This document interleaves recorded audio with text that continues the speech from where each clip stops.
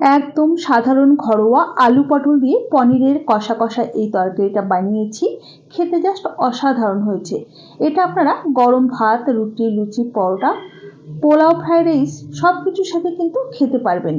তৈরি করাটা খুবই সহজ। তো প্রথমে আমি আলু, পটল আর পনির কেটে রেখেছি। এখন রান্নাটা করবার জন্য গ্যাসে একটা কড়াই বসিয়ে দিয়ে দিলাম পরিমাণ মতো সর্ষের তেল। তেলটা গরম হয়ে গেলে প্রথমেই আমরা পনিরের টুকরোগুলোকে দিয়ে নাড়াচাড়া করে উল্টে পাল্টে একটু লালচে করে ভেজে নেব।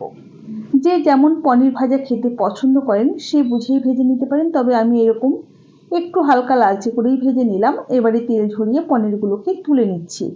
কড়াইয়ের বাদবাকি তেলের মধ্যে ডুমো করে কেটে রাখা পটলের টুকরোগুলো দিয়ে দিলাম। সাথে অল্প পরিমাণে একটু লবণ আর হলুদ গুঁড়ো যোগ করে নাড়াচাড়া করে পটলগুলোকেও একটু সময় নিয়ে ভেজে নিতে হবে। মোটামুটি 4 থেকে 5 মিনিট সময় নিয়ে পটলগুলোকে এরকম নরম করে ভেজে তেল ঝরিয়ে তুলে নিচ্ছি। ওই তেলের মধ্যেই ডুমো করে কেটে রাখা আলুগুলোকেও দিয়ে দিলাম।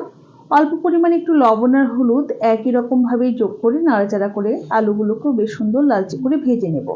আলুগুলো দেখুন বেশ সুন্দর লালচে করে ভেজে নিয়েছি। এবারে তেল ঝরিয়ে আলুগুলোকেও তুলে নিলাম।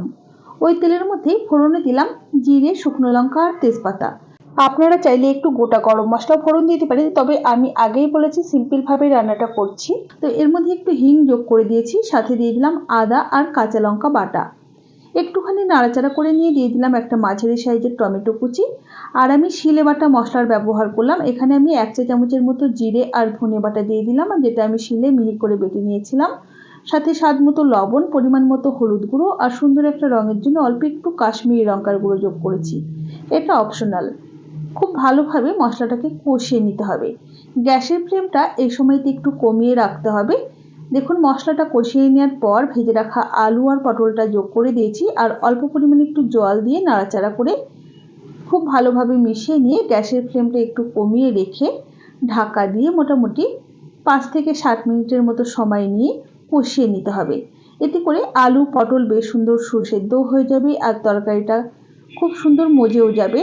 মশলাটাও দেখুন বেশ সুন্দর কষিয়ে নেওয়া হয়ে গেছে। এবারে দিয়ে দিলাম পরিমাণ মতো গ্রেভির জন্য গরম জল। আপনারা যতটা গ্রেভি রাখতে চাইছেন আর কি সেই বুঝেই জলের ব্যবহার করবেন।